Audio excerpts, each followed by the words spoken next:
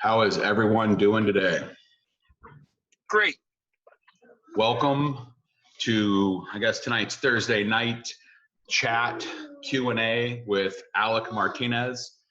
Alec is on the call here somewhere. He'll probably get his screen going. I'd like to personally thank Alec for coming on the call. I've known Alec for a long time and been very blessed with watching his career develop from age of 13 years old on. It's had a great opportunity to be behind the scenes a little bit on a lot of it, and got to witness a lot of hard work and determination to help get him to the next level. So congratulations, Alec, for making your dreams happen. And he's been very gracious towards the Vacaville program, and coming on this call is another event of him supporting what we're doing up here. And so thank you very much, Alec. All right, I think I'm on. You are. Yeah, rocking my Vegas Golden Knights hat. It's Welcome. only about a month. It's only about a month old. Fantastic. Well, let's go ahead and start off with you talking a little bit about your path. I did get quite a few questions come in, and so let's talk about your path from when you started playing hockey, and talk about your whole journey coming from Detroit, California, spending years in California, and then moving on from there. Well, I guess I'll start from the very beginning. I started skating when I was 2.5. I started playing organized hockey, I think, when I was like 4.5 or 5. Funny thing is that the first time my mom ever took me to get skating lessons, I hated it, and I cried, and I said that I never wanted to go back. And she said that was fine, but I just had to give it one more try, and if I didn't like it, I didn't have to go back. And, here we are now. So I guess if I knew I was making a career decision at the age 2.5, there's some days I go in the rink and wish I never went back. Never went back to the rink. That's usually after taking a shot off the ankle or something like that. But obviously, all jokes aside, I'm really happy that my mom didn't listen to me the first time around, and she had me at least give it one more try. But after that, I grew up in Michigan. When I was, I think, in 6th grade or 7th grade, my dad got a job transfer out to California, Northern California. And that's where I met you, Larry. Larry he doesn't like me talking about it that much, but hockey at that time was very different in Northern California as to what I was, used to growing up. And I had a couple not so great experiences, and then I met Larry. I actually came close. I contemplated, giving it up, but then I was fortunate enough to somehow make Larry's team. I don't know how. I was awful, but Larry, I guess, saw something in me. Either that or just had to fill a roster spot on one of the two, but or maybe both. Hopefully both, but and then made the game fun again. And I think that I did a lot with Larry. I worked a lot with Larry one-on-one, trying to improve my skills, trying to improve my game. And then obviously on a team standpoint, we had a lot of success that year. We lost in the national championship, ironically, to a team from Michigan, which was a bit of a heartbreaker. But and then after that, I ended up moving back home to Michigan. My dad's assignment was up with General Motors, so we moved back. I played for Honeybake, then got drafted in the USHL, played for Cedar Rapids in the USHL, and then committed to Miami University.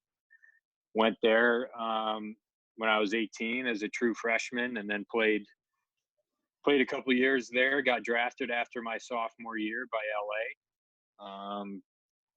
played one more year, left a year early and signed with LA, played in the minors a bit, and then played for the Kings. And, fast forward, quite a few years, I ended up having an experience that I've never had, ever in my career. Being with LA, I was with Los Angeles, I guess, from when I was drafted for 13 years. And then obviously had the new experience of getting traded. And, I'm sure we can get into that later, but it was obviously a very different experience and emotional and a lot of, I guess just a lot of different emotions flying around and when something like that happens. But and then here I am as a Vegas Golden Knight in the middle of a worldwide pandemic and wishing that I could play hockey.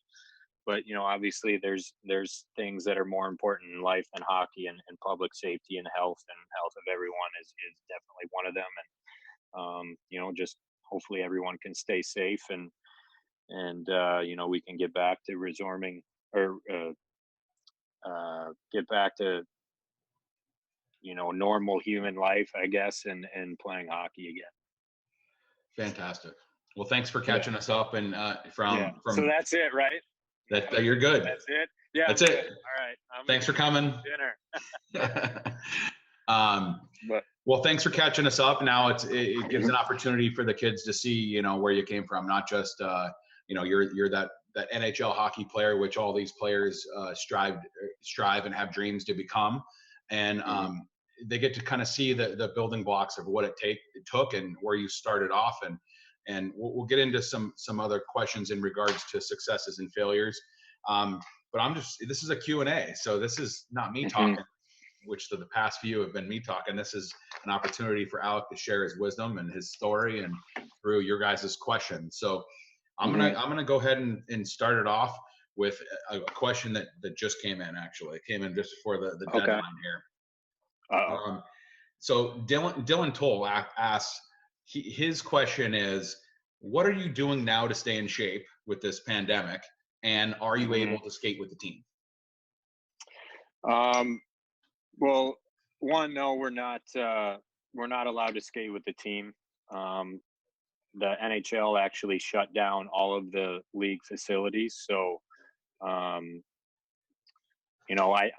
only guys that are allowed to even go into the rink right now are guys that are rehabbing an injury. So, no, I actually haven't skated. Someone asked me that today. When's the last time I was on the ice? And I had to think about it, but it was the last time I was on was when we played Edmonton. What was that? A month and some odd days ago. But in terms of staying in shape, I mean, I'm working out 6 days a week. I've got a little bit of a gym set up. Do you guys see that glare on the right side? Let me close this door. Hold on. Yep.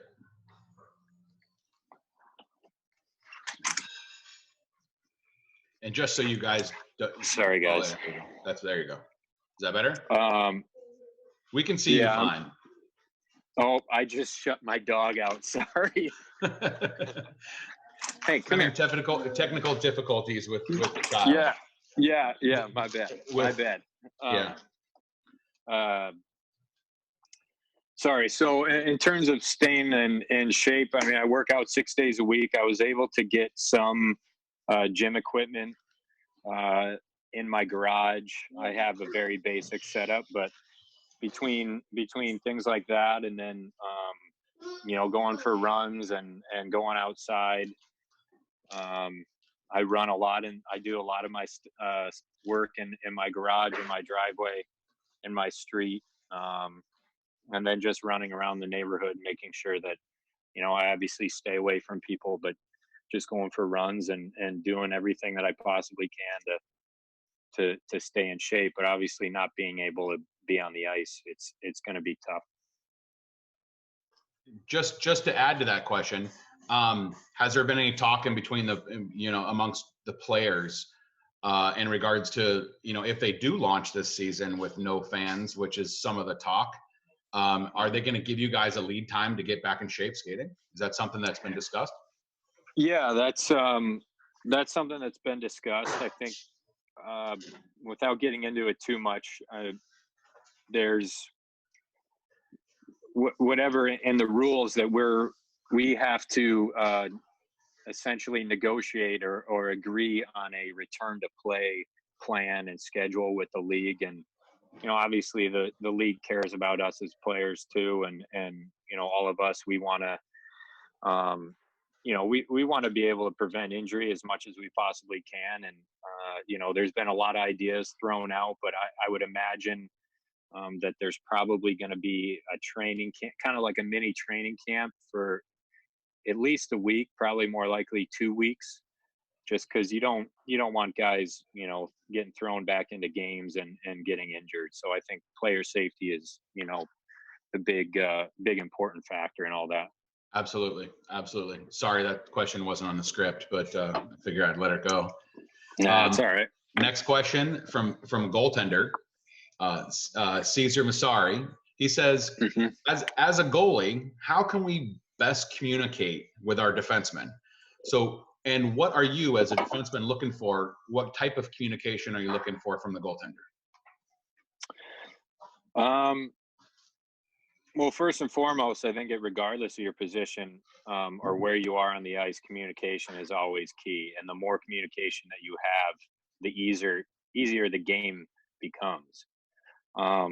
Going back for pucks, as many of you guys know, I mean, I'd like to think, I'm throwing as many head checks as I possibly can, and I'm taking pictures and trying to figure out where guys are for breakout passes. But, oftentimes a lot of the plays that I make are dictated by either my D partner, the centerman, or the goalie.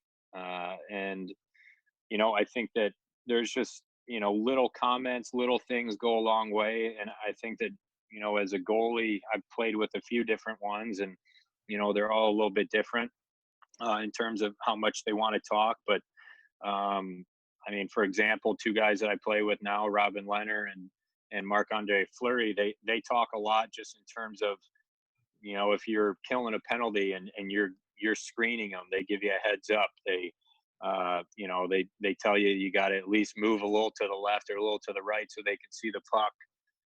They communicate that maybe, even if I know that, or sometimes it's even just pointing out the obvious. Like I clearly know that there's a guy, somewhere, but even just a little communication from the goalie helps, just keeps you into the game. Or, maybe I lose track of a guy, which hopefully I don't, but if I lose track of a guy on the backside or back door, the goalie giving me a heads up and letting me know, that goes a long way. So I think, in today's game, the goaltenders make a lot of plays with the puck and stopping the puck behind.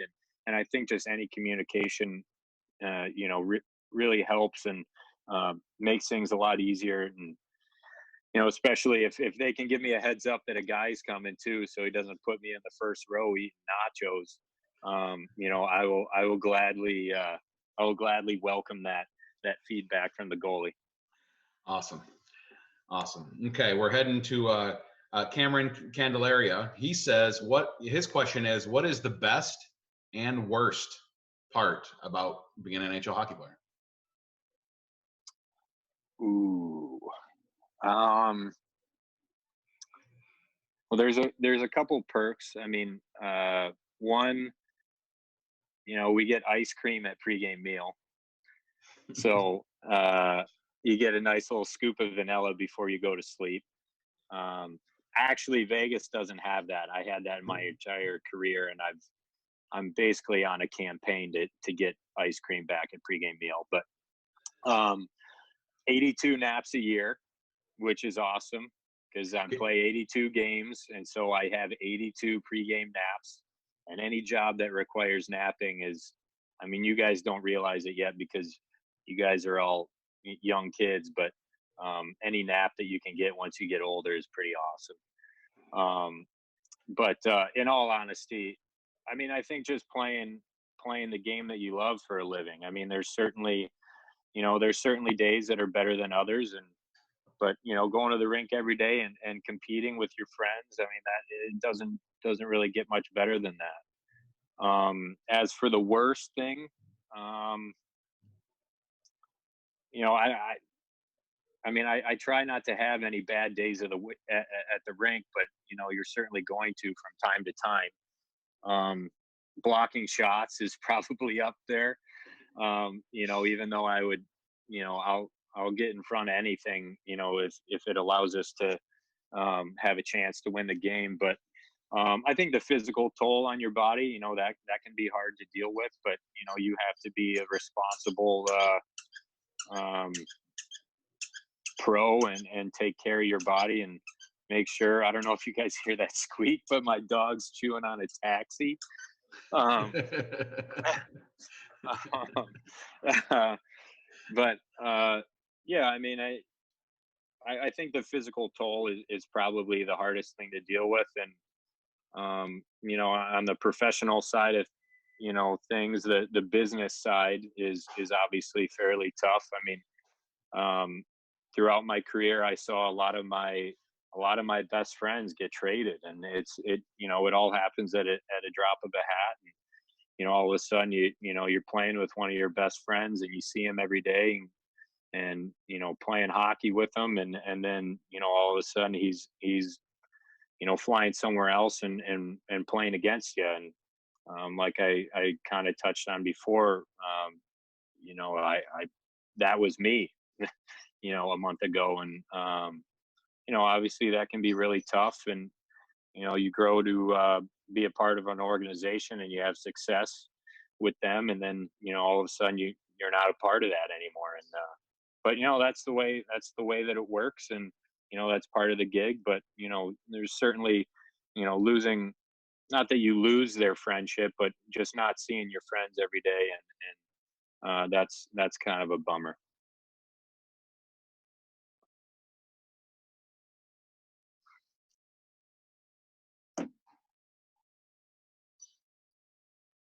Larry, you're muted. Can't hear you. Okay. What I was saying was is don't let him fool you, because I know he said he hated blocking shots, but I'm pretty sure he led the Kings in block shots while he was there.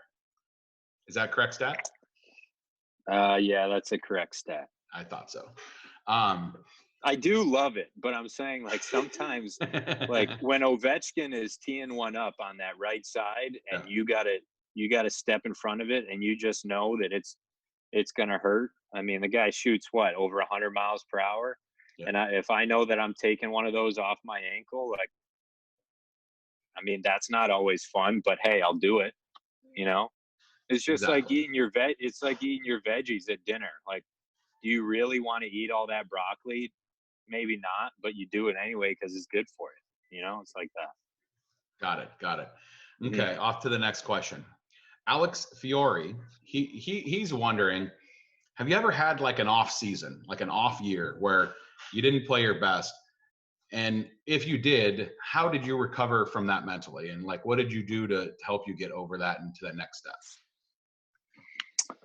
Um, I mean, yeah, everyone's had an off year. If you have a player that says that they've gotten better every single year and um, haven't had any lulls, then they're probably lying to you. But yeah, you know, I've had years that I feel like you know, didn't play up to my potential, or didn't produce in the way that I really wanted to.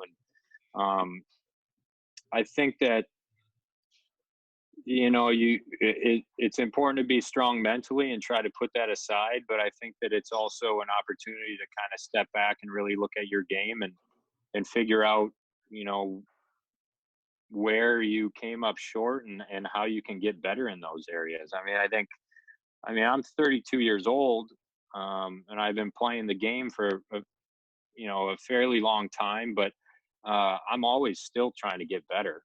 I mean, there's always things that, you know, that you can get better at, if it, whether that be skill wise, whether that be, you know, trying to figure out how you can be a better teammate, how you can be a, you know, a more supportive teammate to other guys. You know, there's a lot of ways on and off the ice, whether that can be you get in better shape, or you change up your routine that, you know, allows you to, you know, not get injured, or just different things to help your body, put up with the long season as it is. But I mean, there's a lot of different ways that you can get better. But I think, regardless of whether you had a good year or bad year, I think that your focus should still be the same. I mean, it's at the end of the season, you kind of sit back, reflect, look, and say, how can I get better? And whether you led the league in scoring or had a career year, I mean, it's important not to really rest on your laurels, and that's how you get passed up. You think that you're all good, but there's always someone that's working hard and wants to take your spot. So it's important to keep working hard and keep always trying to get better. Awesome. Well, good stuff. Now we're going to get to some fun questions. Obviously, Okay. the next question is from Devin Kapke. I hope I pronounced that correctly. And Devin is wondering what it felt like to score the overtime winner in the conference final, as well as the overtime winner in the Stanley Cup final.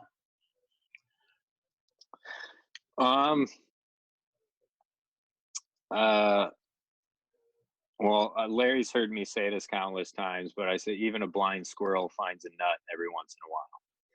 But I mean, seriously, I mean, it's it's something that I haven't, to be honest, I've thought about it a fair amount because I've been asked this question, a fair amount, but I think it's something that I'll probably appreciate more. And not that I don't now, but I think that it's something I'll probably have a better answer for you once I'm done playing and I can really sit back and reflect, on my entire career. But, as of right now, obviously it was pretty special moment. I scored that goal against Chicago in Game 7, and I actually called my dad after, and I said, "Well, I'm never going to score a goal like that ever again." I told my dad on the phone. I talked to my dad after every single game, and then obviously 10 days later, I ended up scoring a little bit bigger one. But I mean, it's obviously pretty special. I think every kid, I've scored that goal 100 times before in my driveway, in my head, and to actually do it, in real life and as an adult is a pretty incredible feeling. But that said, I don't. I'm just glad we won, to be honest. I mean, I don't really care who would have scored that goal. I just wanted to win the cup, and as long as it was someone in a Kings uniform, at the time, I would have been just as happy. But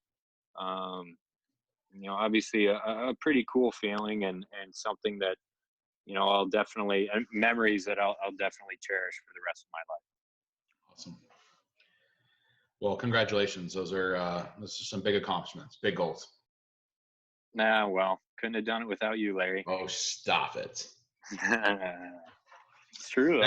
Next question. Brady Morrow says, he's curious if you've always been a first line player. Always been? Have I ever been? Have I ever been a first line player?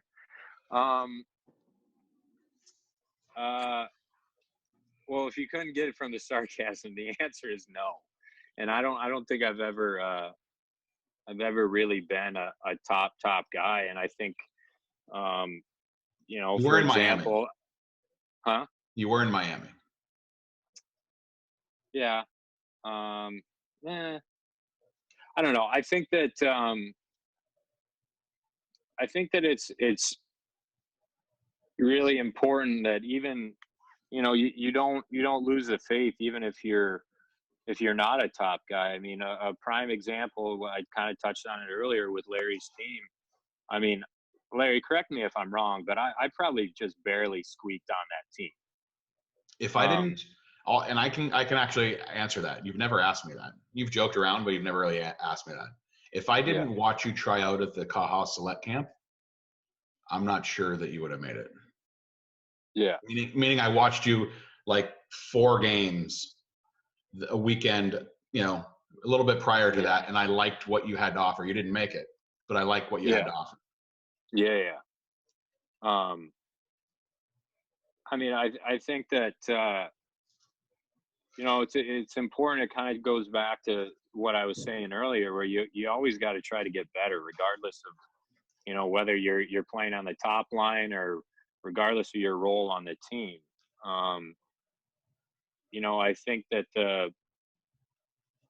you know, there's certain I just think of some of the guys when I was younger that were the top players, but um, you know, for whatever reason, it didn't work out, and there's a lot of factors for them. But I think that, you know, if you get too complacent when you're young, or really at any time, you're going to get passed up because there's going to be other people that are going to be working hard and trying to get better. And you know, it's important that you just don't, like I mentioned, rest on your laurels. Say, hey, you know, I'm pretty good.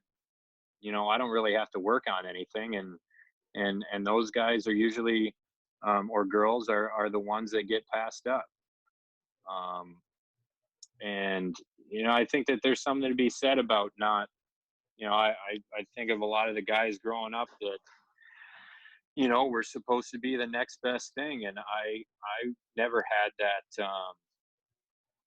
I guess, what's the word I'm looking for? I never really had that clout, I guess, you know, from from an outside perspective.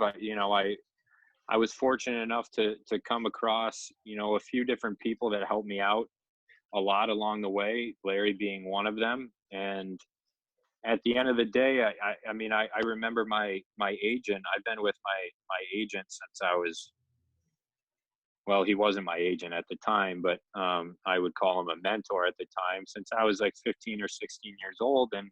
And he said, you know, if you're good enough, someone's going to find you. And you know, there were a lot of times where you know, I got down and you know, I thought that I wasn't good enough, and that happened multiple times throughout my career. I mean, happened to me when I was in the NHL, trying to break into the lineup as a young guy, you know, wondering if I was good enough to play in the league.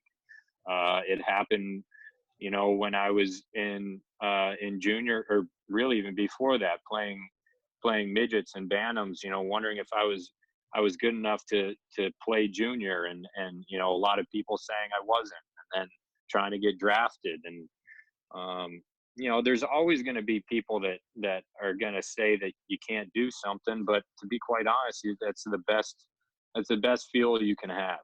And but I think it's important that you just always got to get better, and you just always got to work hard, because regardless of where you are, in terms of a role on your team, especially at a lot of your guys' age, just keep having fun and keep working hard. And you know, you just, you know, hopefully you can you know, prove those people wrong, and you can keep, you know, escalating through the ranks. Awesome. Very, very, very, very good. Very important for them to hear. Can I jump in on and make one comment? Your honey bake team that you played on, there were 2 players. You're running this thing, so you can step in and say something anytime you want. I like the players to hear that it's not always the top guys. And so it's important. Alec played 16 AAA for Honey Bake, and from that team, there were a lot of high-end players, and some that went to the national development team. But I think there's only 3 players from that team that ended up playing the NHL. Is that correct? Yeah. Okay. That would be you. Yeah. That would be the backup goaltender, Jeff Zakoff, who was also an LA King, correct? Yeah. And then that would be Bobby Ryan. Bobby Ryan, yeah. Yep. There was 3. Yep. And there were a handful of higher end guys that were there available on that squad, correct? Oh yeah. I mean, there were plenty. I mean, Bobby Bobby was a pretty highly touted prospect, but I mean, I think if someone and Jeff Zakoff and I, he's my best friend. I grew up with him. We joke all the time. Like if someone would have had to put money on us, making it to play in the NHL, I mean, they probably would have bet that we would have sold our stuff and quit before we actually made it to the league. So, yeah, it's not always the best guys that make it. Awesome. Well, the next question is going to lead up to that. That's kind of why I asked that question. Okay.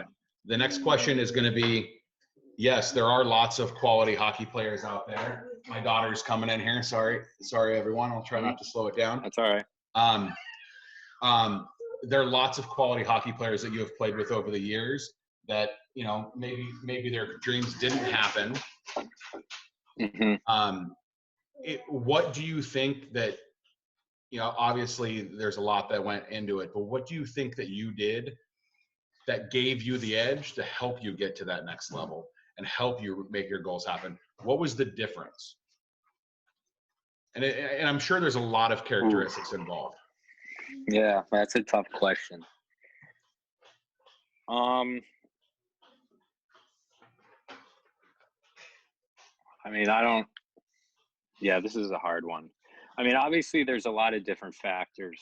I think first and foremost, I was fortunate to have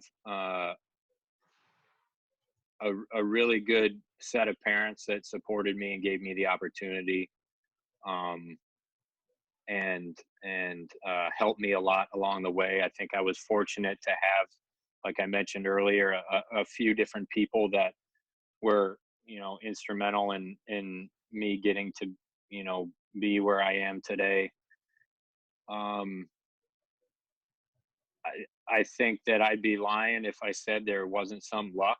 I think that there's timing. I think, there's just there's a lot of different factors, but I think on a personal level, and I'm not, I'm no different than the next person, but I think that one thing that, might have set me aside is my work ethic. Like we kind of touched on, I was never the best kid on the team growing up, but I always worked hard. And, I tried to do some things with, again, I didn't just do this by myself. Let me reiterate that over and over again. But I had good leadership. I had, I had good coaching. But the other side of that is that you got to be willing to listen, and you got to be willing to try new things. You got to be willing to work hard, put the extra hours in. I mean, there's a lot of sacrifices. I mean, I remember going, like in high school, I missed a lot of, cool events, whether that had been, high school parties, dances, get-togethers with friends. I missed that because I had to do things for hockey. I moved away my senior year of high school. But that was just what I knew. I knew what I wanted, and I knew that was what I had to do. I had to move away to play junior.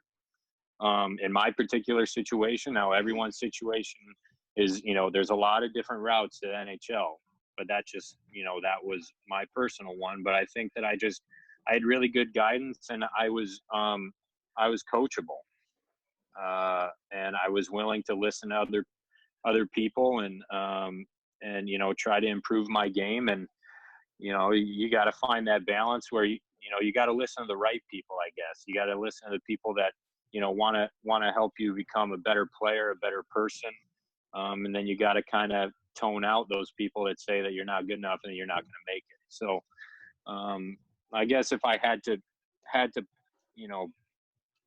put it down to something that was just me individually, it would be my work ethic. But I certainly had a lot of good coaches and a lot of people helping me out along the way, and my mom and dad. Yeah, I would say that your coachability is, as a coach, I've worked with lots and lots of players over the years, thousands of players. And And I would say that your coachability is one of the aspects that helped you get there. And I know that, for him, that's a tough question, guys. He doesn't want to say, yeah, it's my coachability, like he doesn't want to brag about himself, but I will. His attention to detail and his hard work and effort, that when he leaves the rink, that's what differentiates himself from the others, is he's a hockey player 24/7, and he's going to do it to the best of his ability. And that's what helped him get there. I was just curious what he was going to say. Yeah. Next question is from. That was my least favorite question. I know. Next question is from Ryland Wright, and he just wants to know who your favorite player is and why. And I think I know who it is, but I'm just curious. Or Ryland Wright is curious. Like growing up, or a current player? Growing up, who'd you look up to? It's undoubtedly Nick Lidstrom. Absolutely. He's one of the best defensemen, if not the best defenseman to ever play the game. I watched him just growing up in Detroit. I mean, I can picture him now, just number 5, just that stocky.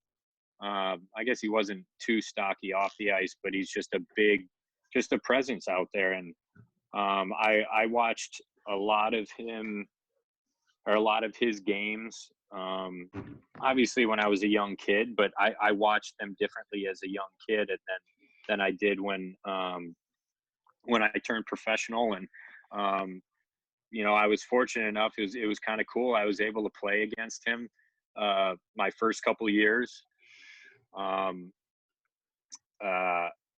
little fun side thing. I think it was like my 3rd game in the league. We were in overtime at home, and I was able to pick off Nick Lidstrom's pass. That was back when it was 4-on-4 in OT. And I was able to pick off his pass. And then I did what good defensemen do, and give it to the forwards as soon as you possibly can, especially when they're Dustin Brown and Andrzej Kopitar. And we ended up winning off that play. And I gave it to them, and I was the net drive guy. I basically put my head down and skated right towards Osgood, and they did the rest. So I didn't really do much, but that was kind of a cool welcome to the NHL moment for me.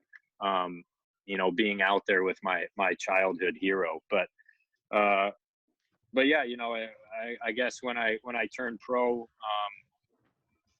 there was another individual.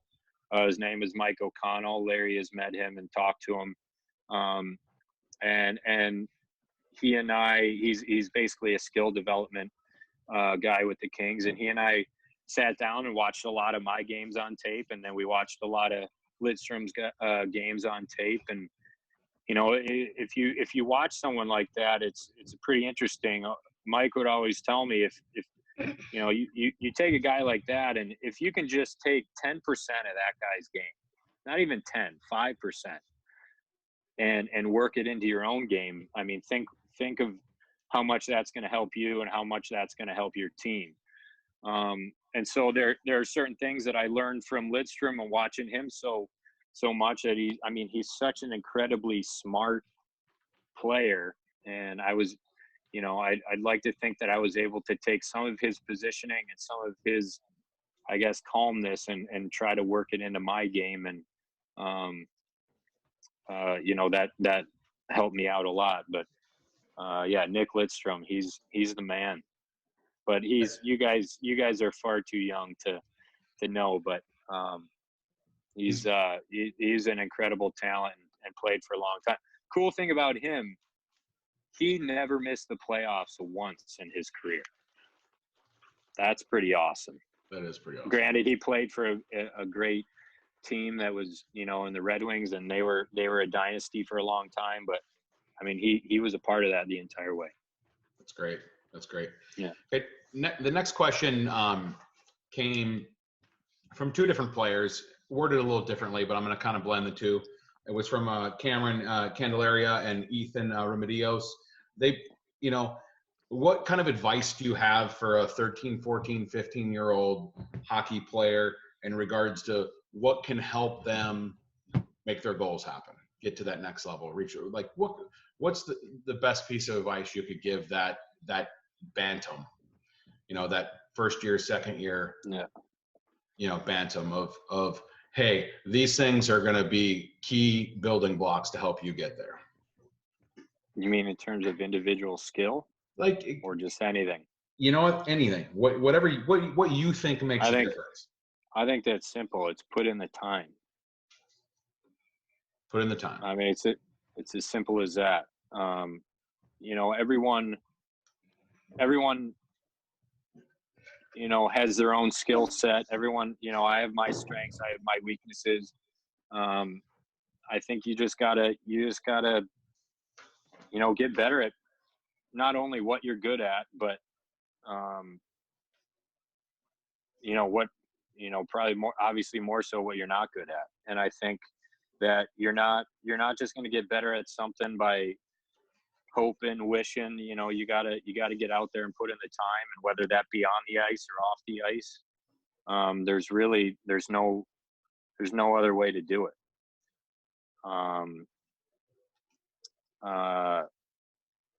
think that's good. I guess. I mean, without getting in too deep, we try to keep these calls under an hour, and we're already shooting near 40 minutes. So we still have a handful of questions here. It's all good. You're answering them great.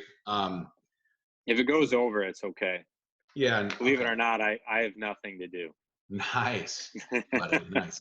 Okay. Well, neither does anyone else in this call. I know that's what I'm getting at. We're all in the same boat. Yeah, so absolutely. If it goes on a few extra minutes, I think that's quite all right. All good. All good. Thanks, buddy. Yeah. Okay. Yeah. So the next question is from Jillian Klein.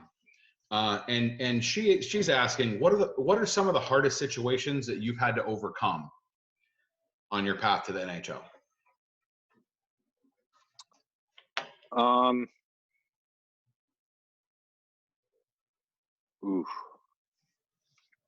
That's a loaded question too.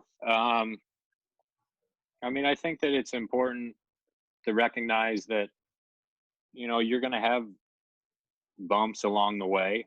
And those bumps can come in a lot of different forms. It can come in, something happening with family or something off the ice. It can come with something on the ice, an injury. I guess answering, what was that, the first question? One of the worst things about playing in the NHL and is definitely the injuries. I know I said physical toll, but that's a necessary part of the game, which is unfortunate, but it happens. But I guess in terms of some of the more difficult things, I think one, coming up and having multiple people say that you weren't good enough for sometimes over situations you couldn't even control. I mean, I remember Philly told my agent I wasn't going to play in the league because I was 6'1" and not 6'3", like a matter of 2 inches. And that obviously, when you hear that as a young kid, that kind of hurts. I think in terms of my professional career, I was healthy scratched a lot. I was called up and sent down to and from the minors. I mean, my second year pro, I lived in a hotel the entire season because I was up and down between LA and Manchester, our farm team at the time. But I think that it's important that if you gotta keep the faith. You gotta know that you're good enough, and you gotta stay mentally strong. And like I mentioned, sometimes you gotta drown out some of that external stuff, and focus on your own game. Sometimes I think another side of it too is, if things aren't going well, on the ice, it's always important to be a good teammate. And, I think that that's something that, a lot of guys have taught me along the way. But, inevitably you're going to have hiccups. You're going to have ups and downs in your career. But it's important to keep the common goal in mind and regardless of, you know, what happens to you, if you want it bad enough, you got to keep working towards it. Awesome. Very cool. And there are some players right now that are messaging questions. Guys, we took a list of the questions. We took a list of the questions and put them and wrote them down. We're going to try to manage through. If we get through most of them, then we'll hit the list over here. There's a lot of overlap, so you're going to hear some answers to your questions as well. Next question is from Devin McCabe, a goaltender. Can you? I'm laughing a little bit here, guys, because I wanted him to explain this question. And this is not from any of the players. This is Devin McCabe was our goalie back when I coached him back in the day. So can you explain a typical day in the life of Alec Martinez on the road? On the road. Yeah, I want them to know what it's like when you fly to Chicago the night before and then you play Chicago the next day. What is it like from waking up until end of the game?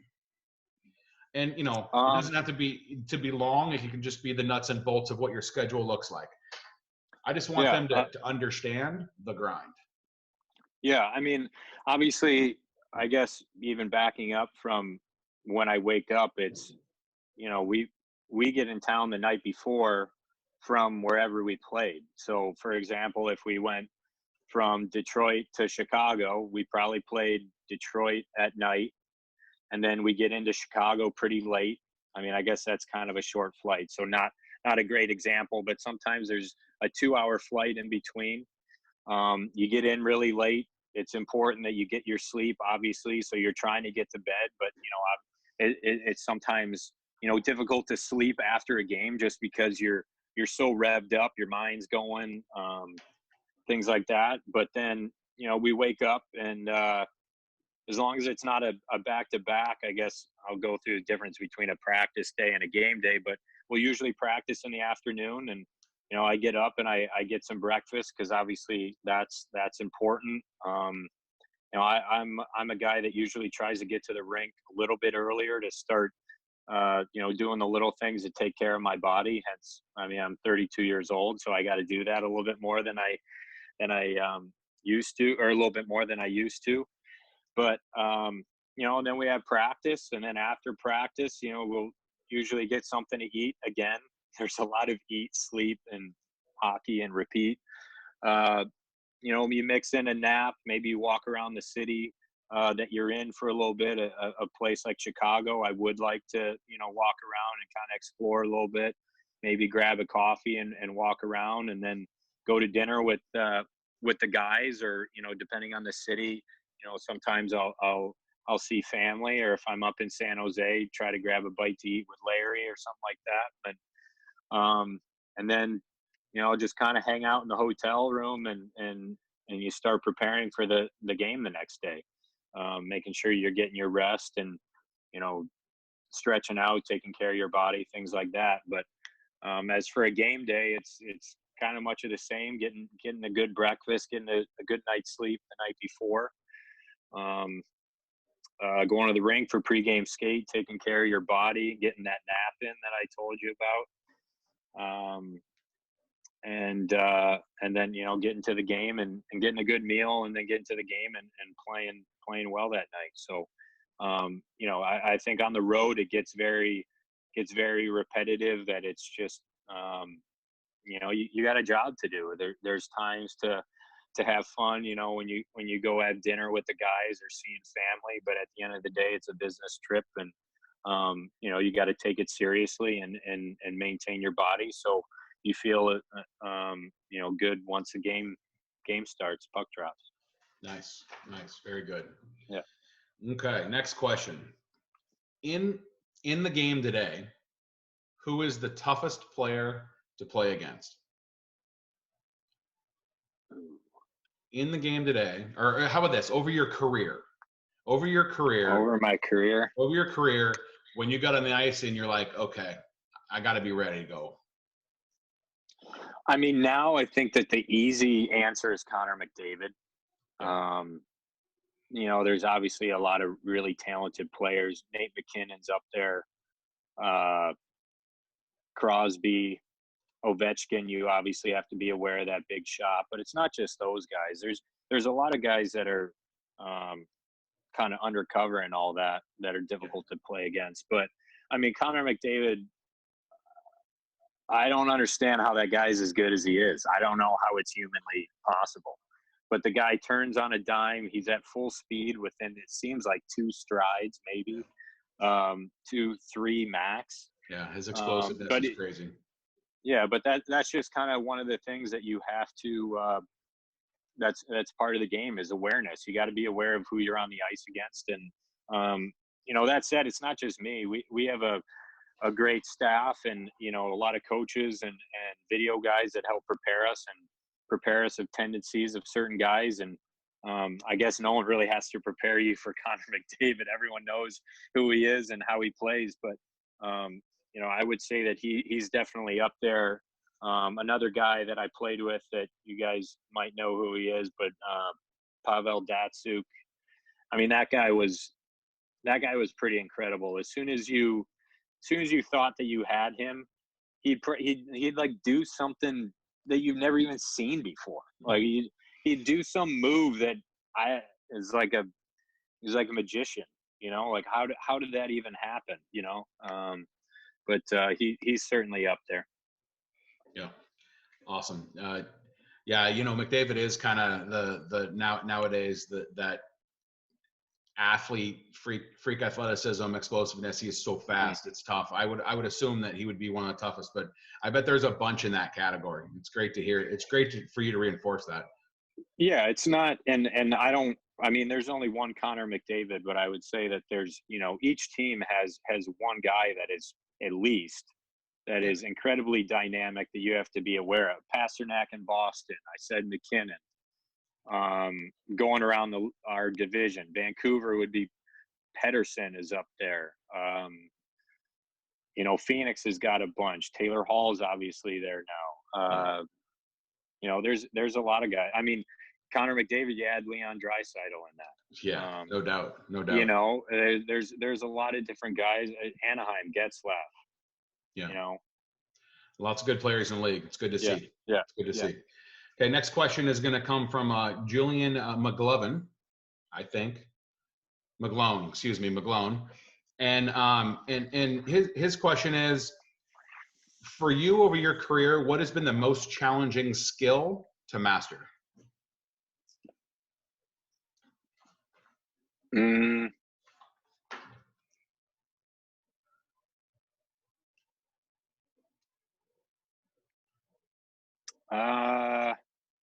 Well, skating, I started really young, and that's probably the only reason I'm in the NHL.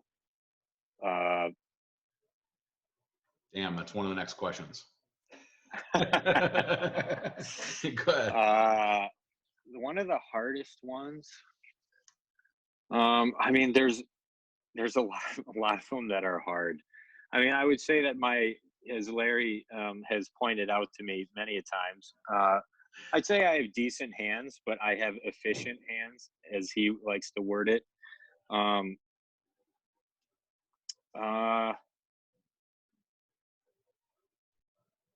think actually one of the hardest things, and I put a lot of work into it, is going back for pucks as a defenseman. I think that obviously the players are so smart these days, and breaking the puck out is, I mean, as a defenseman, especially in today's game, as a puck, every team needs a puck moving defenseman and making plays down low. And, sometimes that's a pass up to the forward. Sometimes that's just a little 6-inch, we call them dinks, or a little touch on a play. I mean, that's something that I've probably, in recent memory have allocated most of my time in getting better. But actually, now that I mention it, when I was a young guy and trying to get into the lineup, my ticket into the lineup was playing my offside. I'm a lefty, but playing the right side. So I think that was probably a skill that was most difficult to develop. And I had a lot of coaches work with me with that, just in stick positioning, making plays on your backhand. picking up pucks off your backhand and getting it to your forehand so you can get pucks to the net. But yeah, I guess I'm glad I thought of that. But playing your offside is definitely something that can help you along the way. And that was probably one of the hardest things for me to really really to get down pat. And I still have plenty of ways to go. Uh-oh. Somebody's sharing their screen there. Yeah. No playing around. Okay. Yeah. So off to the next question.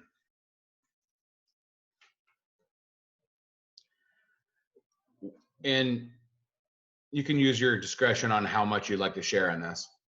But watching you play through your career, we have seen you take many injuries. Mm-hmm. Can you discuss a few of them and talk about like how you overcame them? Yeah, I've had I've had a lot of injuries. I guess I'll just do the big ones. I took a slap shot to the face, and I shattered my skull in 5 different spots. I don't know if you can see it, but I have a scar here, and I have 2 metal plates in my head. So that was obviously a tough one to get over. Most recently, I got stepped on, actually against San Jose. Melker Carlson this year stepped on my hand, and I don't know if I can do that, but Fucker. Oh, that was an F-bomb. It wasn't me, but anyway, so that severed an artery and 2 nerves in my hand. I still can't feel a lot of my thumb, which doesn't bode very well with stick handling, but I've been able to manage. But again, I've been fortunate enough to have really good doctors and really good rehab therapists to help me. And I mentioned it earlier. Injuries are a part of the game, and quite frankly, it sucks. I mean, getting injured isn't any fun, but I always say that you got a day or two to really be bummed about it, but then after that, it's got to be a positive mindset, and you got to work hard to get back onto the ice and get back into shape to help your team. And if you don't do all that stuff, if you don't do everything that you can to get better, to come back from an injury, you're not only hurting yourself, but you're hurting your teammates. So, those are 2 of my worst ones, but you could add, there's a laundry list. You're muted, Larry. I was going to show the pics of the wrist, but I chose not to. You can. No, they're on my phone. I didn't transfer them. I can pull them up. It looks like a horror movie.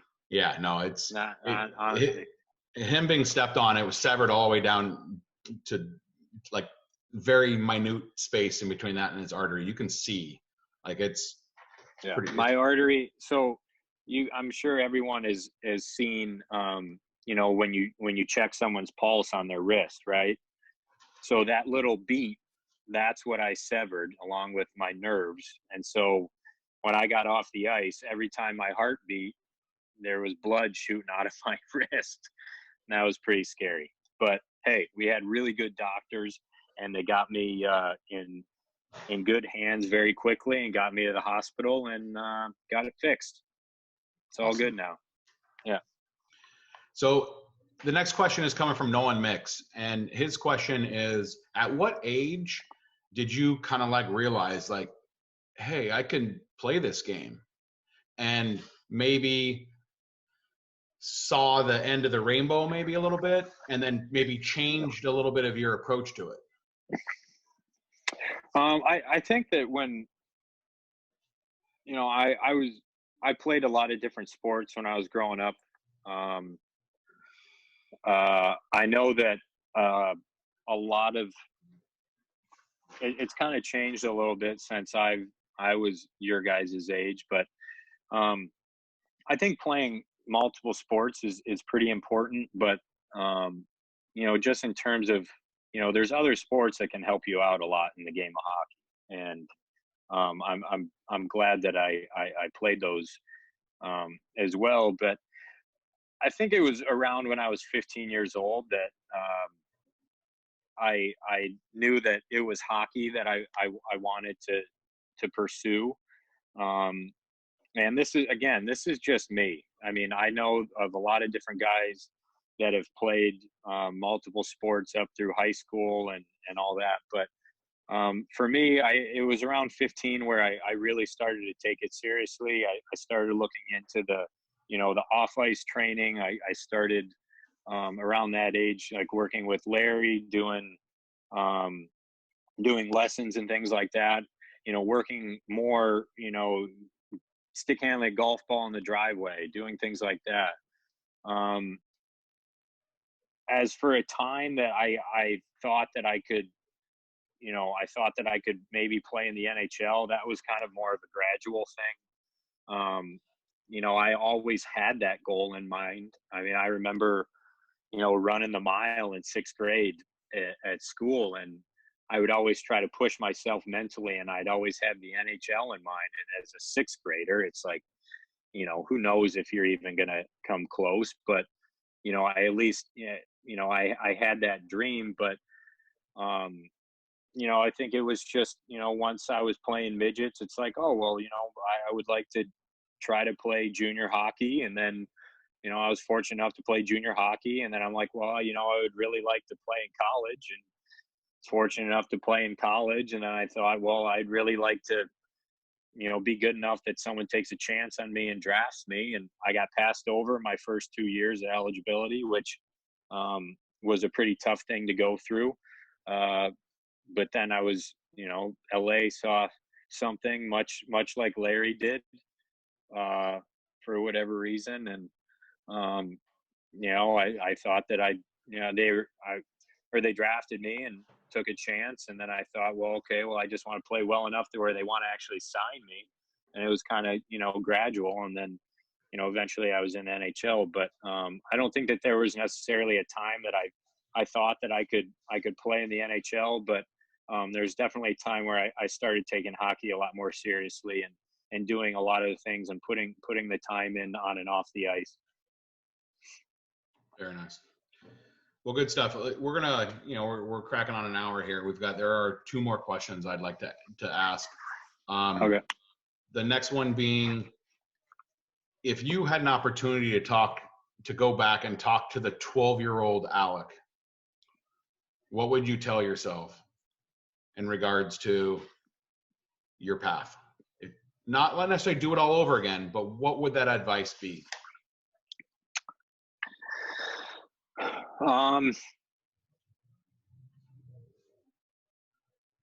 That's pretty deep, Larry. Honestly, I think I would probably tell myself, well, it's hard, but I would probably tell myself to enjoy the ride a little bit more. Everyone's different. Everyone's got a different personality. And I think that, at times I can take things a little too seriously, but I also don't necessarily want to give up that either, because I know that was a big reason why I was able to make it to the NHL, because I did take things seriously. But I think it's, if I were talking to a 12-year-old me, it's important to have that balance where, you gotta have fun. And not that I wasn't having fun. I mean, I always had fun. The game of hockey is inherently fun. I mean, it's the best game on earth. But I think that, sometimes if maybe if I just would have, this is hard, not necessarily appreciate it, because I appreciate the game and everything that it's done for me and all that. But I think, yeah, just maybe have a little bit more fun, obviously responsibly, but maybe just enjoy things better and not necessarily let some of that adversity or some of those bumps in the road, get me down as much as they did. Okay. Very good. That's actually a great message. I think we all kind of get in that grind a little bit, even the players on this call, where we want to do our best, and sometimes we might miss some of those opportunities to sit back and relax and enjoy it. Yeah, it's just a good reminder that the hockey's fun. Yeah. I mean, and it's important that you got to have a little perspective. It's a game too, and games are meant to be fun, and there's going to be times where it's not, and that's okay, but that makes you appreciate the times that are. Okay, so I actually have two more questions, because one that I just read on this note thing's pretty good. So I'm keeping you on overtime here. So one of the questions is coming from I like overtime. Nice, buddy. Mr. Yeah, I like it. Okay. Where'd it go? It is Branch Owen asks, how important is it, or he says, how much does the locker room stuff affect the play of the team? Locker room stuff, good or bad, I would assume. You mean like in terms of chemistry? Yes. Well, it's as simple as, if you don't have good chemistry, you're not going to win. Like if you don't have that camaraderie, you're just not going to be successful on the ice. I mean, that's why coaches and everyone, they do team building activities, and it's important that that you like each other for the most part. I mean, you're going to have teammates, and I've learned this, and I continue to learn it. You're going to have coaches, teammates that you're not going to necessarily like, but you need to be able to always be a good teammate and find a way to be able to perform well with them. But I think that stuff is very important. Any team that I've ever been on that's been successful has been a really tight-knit group off the ice, and has had a lot of fun together. I think of the team that I played on with Larry, and I mean, we had so much fun both on and off the ice. I mean, we worked hard, and we came to the rink, and always. Well, I'd like to think that we always put out a really good effort, but you can always tell that when you have a special group, and when that you're going to be successful, because it's something that you can undoubtedly feel. And any team that I've been a part of that's won, and I've been fortunate enough to be a part of a few, and that team chemistry is really one of the most important. Sometimes it's more important than, it's off. I would not just sometimes, it's always more important than even just talent. Awesome. So final question, what would you send these kids off with to round it out? Little advice to, doesn't matter if they're 12, 11, 12, 10, all the way up to 16, 17. Isn't that what I've been doing the whole time? You have. Yeah. I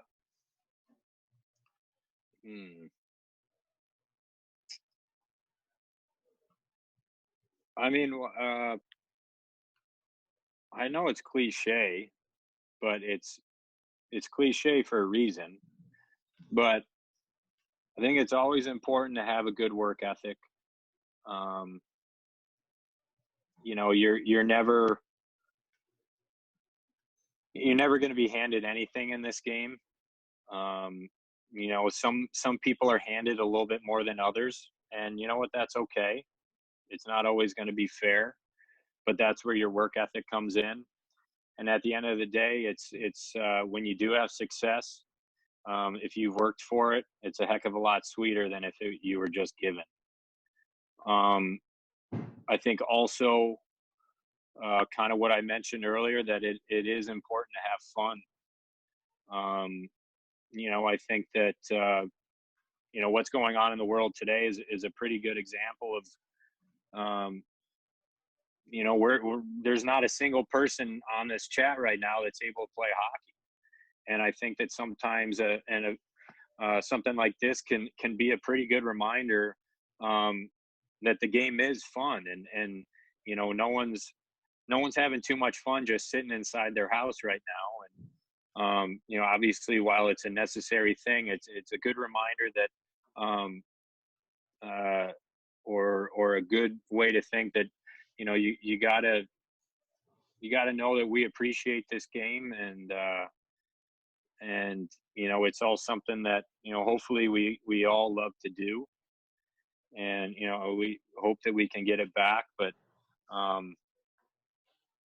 work hard, have fun. Again, I feel like I hate saying that, but it is so true. And listen to your coaches. I'm not just saying that because Larry's on.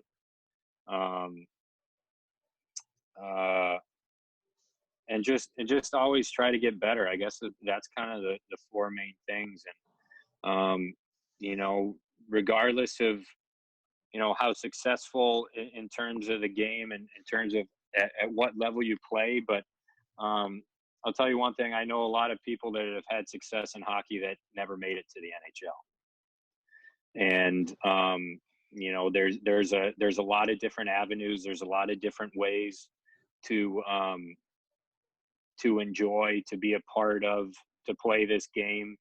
And it's I've been very fortunate my life to have hockey, and a lot of the things that it's taught me in a lot of different ways, the friendships that I've acquired through the game, and that's starting from when I was really young to even now, and hopefully I can keep playing it, and I can have kids that are a part of it, or somehow stay involved and develop more friendships. But it's I think it's pretty important to recognize right now that hockey really is a special game, and it's important for us to appreciate it and work hard at it, but ultimately have fun doing it, because it is a game. Awesome. Well, thank you very much, Alec, for coming on. We all appreciate. You guys can unmute yourself and say thanks. You're welcome to do all that. It's going to get loud real quick. But we really appreciate it, Alec. Thanks, buddy. Thank you. Thank Yeah. you. Thank you. Yeah. Thank you. And then Thank you very much. the last thing that I'll say is everyone stay safe. Hey, here's an opportunity to work on your game off the ice. You can't leave the house. I'm sure everyone's got a hockey stick and a golf ball. Do something. Even if it's just push-ups next to your bed before you go to sleep. But this is a good opportunity to do some of the off-ice stuff. But most importantly, stay safe, guys. And I appreciate you coming on and listen to me ramble for over an hour.